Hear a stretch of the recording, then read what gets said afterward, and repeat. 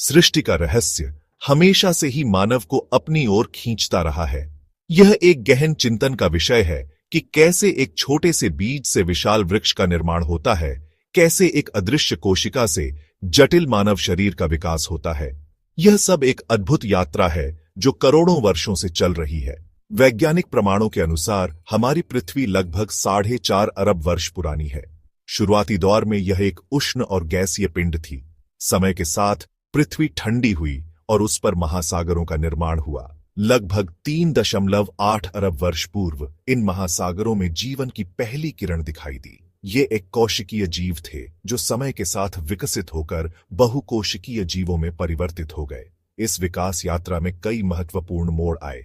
मछलियों से उभयचरों का विकास, उभयचरों से सरीले, सरीले से पक्षी और स्तनधारी जीवों का विकास, ये सभी परिवर्तन क्रमिक रूप से लाखों वर्षों में हुए।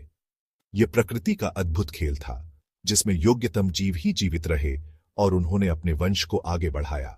मानव विकास की कहानी भी इसी अद्भुत गाथा का एक हिस्सा है। लगभग 70 लाख वर्ष पूर्व अफ्रीका में होमो सेपियंस नामक प्रजाति का उदय हुआ, जिसे आज हम मानव के रूप में जानते हैं।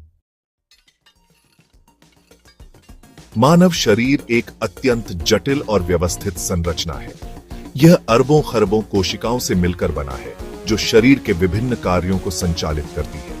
प्रत्येक कोशिका एक छोटी सी फैक्ट्री की तरह होती है जो शरीर के लिए आवश्यक पोषक तत्वों का उत्पादन करती है और अपशिष्ट पदार्थों को बाहर निकालती है। मानव शरीर का निर्माण एक निषेचित अंडे से शुरू होता है जिसे युग्मनज कहा जाता है।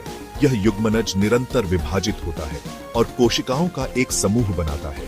ये कोशिकाएं धीरे धीरे विशेषज्ञता प्राप्त करती हैं और विभिन्न प्रकार के ऊतकों का निर्माण करती है, जैसे कि पेशीय ऊतक, तंत्रिका ऊतक, संयोजी ऊतक आदि। विभिन्न प्रकार के ऊतक मिलकर अंगों का निर्माण करते हैं, जैसे कि हृदय, फेफड़े, यकृत, मस्तिष्क आदि।